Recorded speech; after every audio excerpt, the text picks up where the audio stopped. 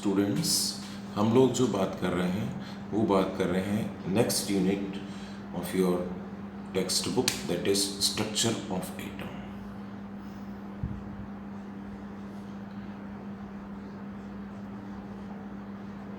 Structure of atom जो ये बताएगा कि आखिर एटम की स्ट्रक्चर किस तरह की होती है। स्ट्रक्चर ऑफ एटम के अंदर सबसे पहले हमें ये बात जाननी है कि आखिर एटम के अंदर जो फंडामेंटल पार्टिकल्स है,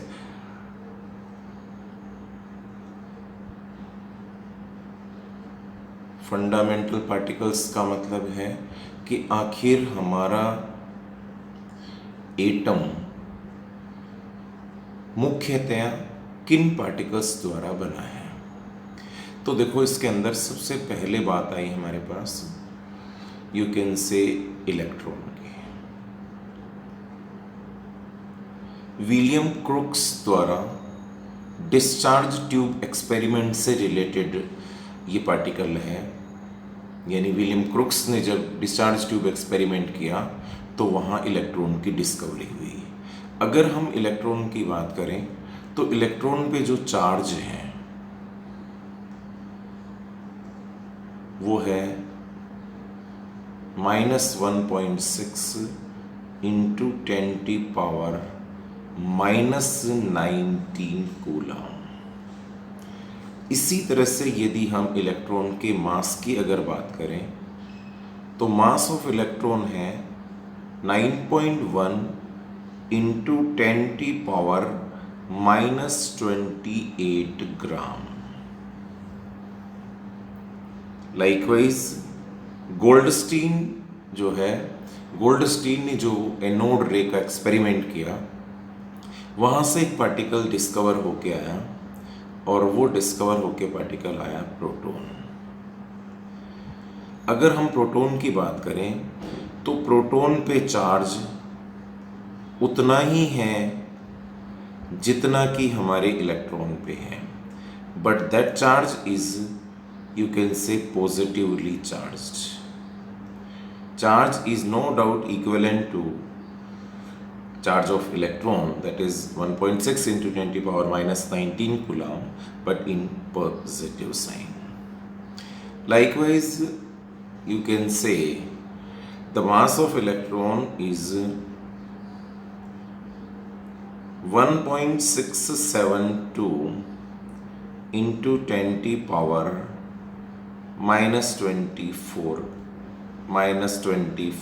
gram. The third particle, that is, you can say, neutron,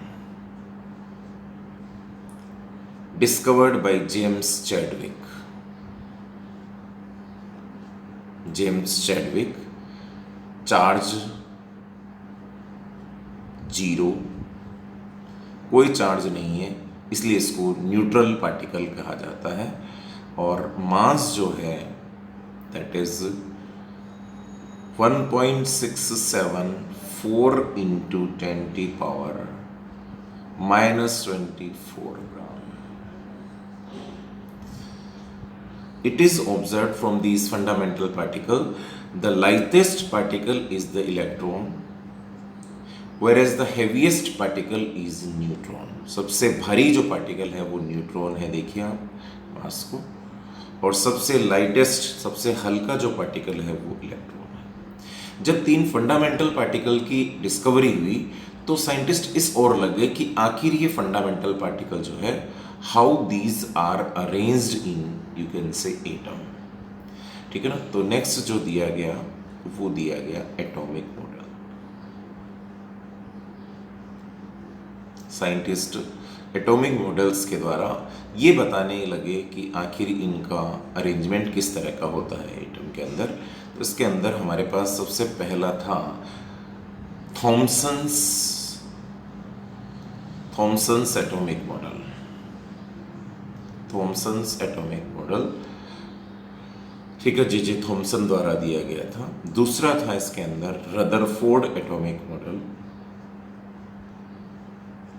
Rutherford atomic model.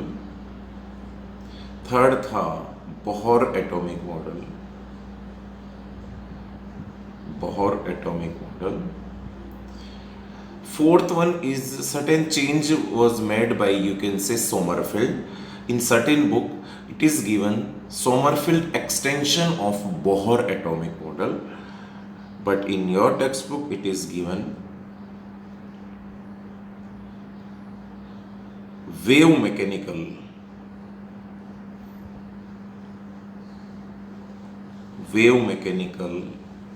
atomic model. This wave mechanical atomic model, you can say, include three concepts.